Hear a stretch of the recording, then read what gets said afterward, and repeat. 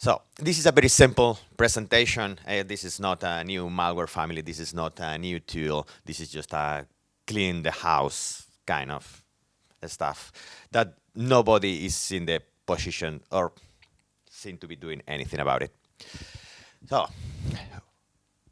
I think everybody here knows me, but still I'm going to explain who am I and why am I relevant to talk about this problem. The problem specifically is while doing last year, or in the last couple of years, with threat intelligence. So I work for CUJO AI. I do security research in households. I have access to security event logs of more than 3 billion devices. So that gave me a specific perspective of how the security environment is from the household point of view, because I think 95% of the people here in Virus Bulletin were in the corporate side. I used to work as a threat hunter in corporate. So we are very focused on protecting the corporate. That's where the money is. That's the states that we want to protect. But there is the whole other infrastructure in the households that they are low power, they don't have a lot of money or resources. So because I used to work in the corporate side and I know how the things are from that side, I have the data inside of my current work. I've been doing a specific reverse engineering of malware samples focusing on IoT devices, and I've been tracking botnets for a while now. And while doing this tracking, that's what I got into some of the insights. While even if the message that I'm going to transfer is simple, we are going to have few steps. I'm going to put context, paint a picture of what's the current environment. I'm not going to say anything new for anybody here, but just so we are make sure that we are all in the same page. Then I'm going to go into what I believe is the top 3 of the problems why the botnets are spreading as they are now, and what can we do about it. So example, one threat actor that use botnets, Killnet. I think everybody in here is familiar. This is one of the main sentences that he said, one of the most typical. This is just to reflect how relevant and how impactful this kind of activity groups or these groups that they use botnets are in the total environment of the internet. In here, I make correlations of activities of this group with security events generated for IoT devices. And we can make a one-to-one correlation for activities from this group with remote access security events from these devices. So this proves that this group, they use the IoT devices as a cloud infrastructure, as in a way to launch this attack, not just for the DOS attacks, but to do all kinds of attacks. They proxy through all the households. Now, some of the numbers. What are the main devices that they are being exploited right now? Big portion is 30% set-top boxes. There have been a couple of talks regarding set-top boxes is one of the prime targets. Another 30% routers, because it's in the edge of the house, is here a lot of unprotected. And there is this other 26%, this generic device that's an outcome of the device intelligence service of my company. What that means, those are these AliExpress, Amazon, cheap devices that will never get updated, or if ever the user won't. So, regarding these compromised devices, this is an unlimited source of possibilities for threat actors. They might not have the money or not even want to. Yeah, they do have the money actually, but they might not use Amazon and Google because they don't need it. In there, they are possible to be shut down if they go inside of households and they compromise 100,000 televisions. they are going to stay there forever, unless some other hacker fights them out, but that's a different. So yeah, that was the point that I wanted to show with this image. The botnets is an unlimited set of possibilities that once upon a time it was more in the news. I guess it became kind of boring, and as well because the main security companies, we cannot do a lot about it, at least from the corporate side, from the big Palo Alto, checkpoints, Fortinets of the world. They are very focused on the defense, the corporation, but they don't have access to the households. They cannot do really anything besides trying to educate the population. But this is just some examples of basic everything what they can use for the botnets. So, what I do believe is the core problem, because we talk about these low-power devices, no security, no updated, they are very wide open. But one might think, and usually I had this conversation even with security professionals, you buy something, you buy it in AliExpress, you buy it in Amazon, you buy it whatever, you buy the television, you bring it to your house, and then you play it to your, and you believe that is inside of your house, that is not exposed to the internet. I have this router. Why is my television exposed to the internet? Why is my doorbell exposed to the internet? Why they can directly access? And the answer is UPNP and out-port forwarding.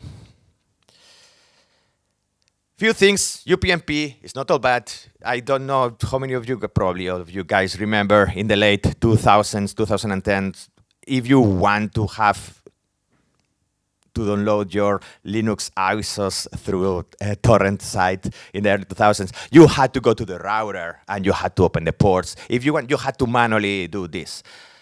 But the PNP came in place and allowed that devices in your network talk to each other. And magically, everything started to work, even for regular users. Without going into the out-of-port forwarding, UPNP is a huge protocol that includes a lot of different sets and features. And with this such a complex protocol, it has come with a set of vulnerabilities over the years that has been improved, but still is a juggernaut that needs to be retired, replaced for something better. I know this is just an ad diagram. Everybody knows here is what is an ad. Just want to put a picture in your head what NAT is: internet, household, limitation of IPv4 address. If a device inside of your network wants to be reachable through the internet, you need to set a rule in the firewall saying whatever connection comes to this port, just redirect it to this device inside of the network. If somebody of you guys here don't know what NAT is, I will teach you after, but I guess I don't have to do that. Again, focusing on out-of-port forwarding, that's fantastic that devices could automatically, I have my Xbox and can go to talk to my router, say, okay, now I'm receiving connections for this port. Please, every connection that comes to the port 55, whatever, just route it through me. That was all done automatically, and good thing that was just temporarily open. One of the bad things that had static rules that you go to the router, you put it there, and it stays there forever. Like this, once the Xbox is turned off, that rule, it comes down. So it's not reachable anymore. Bad thing about this, again, ease of use. The user, in general, is not aware of this. UPnP is a universal setting. You turn it on for all your devices or turn it off for all your devices. And the worst of all, that is usually enabled by default in most household routers, so that the users in the house just don't know what is going on. And something that I forgot to mention in the beginning, everybody, right? I think every security conscious person that we work in the security field, we know, we hear UPnP and it's a bad word, right? We know that it's bad, and we had this anecdotal feeling that UPnP is enabled by default. But when I started to investigate for this, in the last 10 years, I found like 4 or 5 articles mentioning this, but just from an anecdotal point of view, there are no numbers, there are nothing supporting this. And I think because in general, most companies they don't have the visibility from the network household part. So this is where I come. I decided to get actual numbers in 3 different ways. One more scientific than the other. The first one is just ask people. Go to Twitter, inside company chat, and ask people, hey, go to your router and check. Is UPnP on or off? In here, is very sophisticated. The people is answering this. People usually that are connected to me in Twitter or Mastodon or even in CUJO, that 200 technical people. In general, they are conscious about this and they done something about it. Anyway, even like that, even if to this skewed technical people, what is worrying, that 33% of people don't know, don't care, didn't check. And 43% enabled. And this paints a better picture than what actually is. Another approach that I did, okay, let's get firmwares of the routers. I downloaded, I sourced firmwares for ISPs around the world, and I extracted configurations. This paints a most dire picture. 88 of these routers, by the way, are OpenWRT based. So this is the default configuration that ISPs will deliver to your household. 88% of those had UPnP enabled by default. And the last thing, and what gives a specific picture that just somebody working in a company like CUJO AI can give. So these are different environments. You can see clearly environments where UPnP is disabled by default in a period of a month. Is between 3% and 12% of households had at least one in-commerce internet connection. Environments where UPnP is enabled by default, more than 50%. And I bet you that the other 50% is because they don't really have IoTs in their houses. Some other people prefer the visibility that in a pie chart. So yeah. In environments where UPnP is enabled by default, 55% in average receive internet connections. Dire comparison when UPnP is disabled by default. Recent case, why is this important? I think everybody here is familiar. In the beginning of the year or spring was this WebOS set of vulnerabilities that were disclosed, 4 different vulnerabilities that allow a threat actor take complete control of your television and make them part of your botnet. You may think, why 300 was, Sodan scans saw at least 90,000 devices being visible, but we know that Sodan doesn't show the whole internet, it's just certain sections.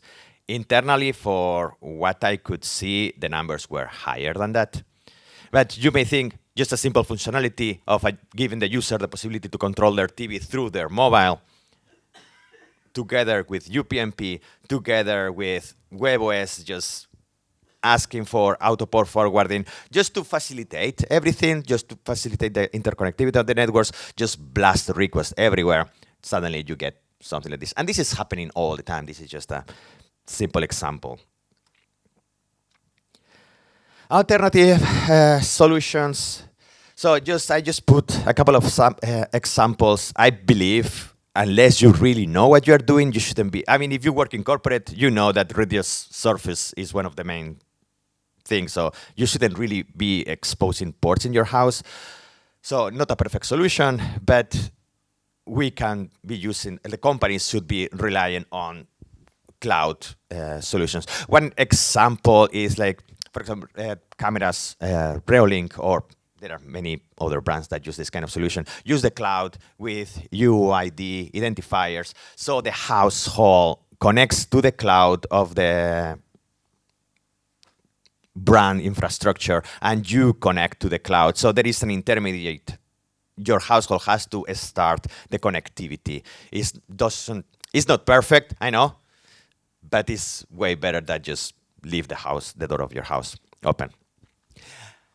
Another thing, at the very least, so there are many things, there are many problems, but there are some mitigations.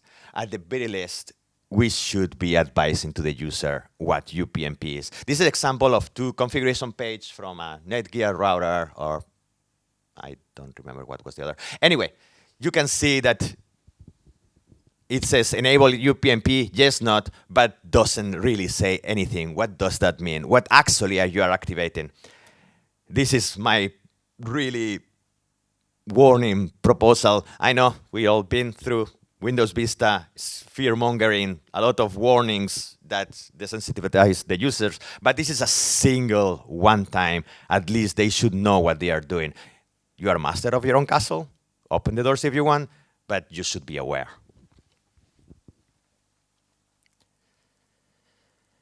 Okay, so that's I was already mentioning before.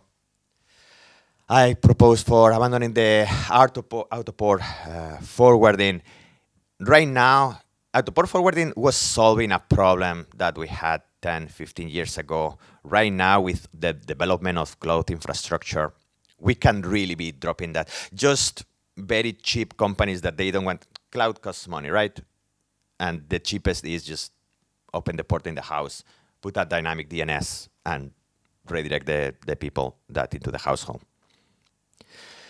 Now, a bit more conversation, the convenience versus security. It's a difficult conversation to have in a household. You know, you want to enable everything the less friction possible, but at the same time, you want the houses to be secure. You can understand why certain companies or network providers might decide, okay, let's just enable UPnP by default. I'm going to have a lot less calls. You know, somebody's going to plug something into their house. It's not going to work. They don't know enough. They are going to call customer service. That's cost me money. They multiply this for 100,000 calls a year. That's so many working hours. And there is a real cost to have it disabled. What they should be considering is the long-term effects. If you enable all the security, how the security of the household is going to be affected. If the household becomes part of a botnet, how is that going to affect the throughput of the household? You're going to offer in 1 gigabyte download and upload, but maybe 3/4 of that is going to be being choked on by the IoT devices because of low security. Again, other thing, we as an industry, we have to do better when we advise users. This is a legitimate answer from Microsoft support regarding Xbox multiplayer. Directly say, if you want multiplayer working, enable UPnP. They don't even offer the possibility that you can map the ports, that you can explain what you're doing. I understand as well why companies, they don't usually put warnings with their advice because you don't want to be related with dangerous stuff. But yeah, this is something that we need to do better. At least us as a security professionals, when this is just an example, when we approach and give security advice. In the end of the day, it's all about understanding the consequences, give the users the visibility of what's exactly going on. That's one of the main things. You go to your house, you know where your windows are, you know where your door is, you know where everything physical is. But what just regular users don't understand, there is the whole other side, upside down digital world that is as important as the physical one. That's where all your money lives. That's where all your social life live. And they need to understand that you might live in a very nice garden, expensive community, but when you are talking about the internet, you are living in the worst ghetto environment that you can live on. And you really want bars on your window. You don't want to leave the door open. Okay, future. So this is important now in the current how we are with behind NAT. But as we know, we are moving more into a 5G environment, IPv6,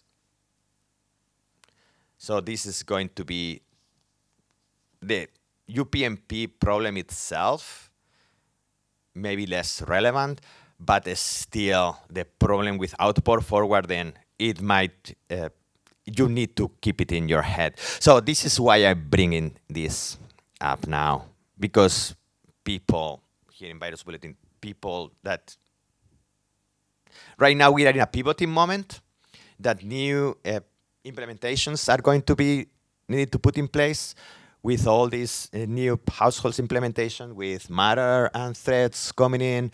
We are going to actually need to have proper firewalls in the routers running. So if any of you is in a position of decision, so just take into consideration, don't expose the internet. Let's try to do some segregation inside of the house. Let's try to make it safe.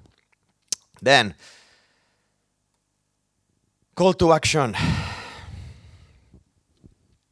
What did we learn? The internet is dangerous. Households are very coveted resources for threat actors. Security is generally disabled by the default in households. Generally, we take convenience over security because it's cheaper and it's easier. The users are uneducated, and we have an uncertain future. What I ask you to do, don't advise to lower the security, clear disclaimer and warnings. Whenever possible, run a firewall, protect your household. I say, if you're working in a future implementation or anything that is household related, try to keep these things into consideration.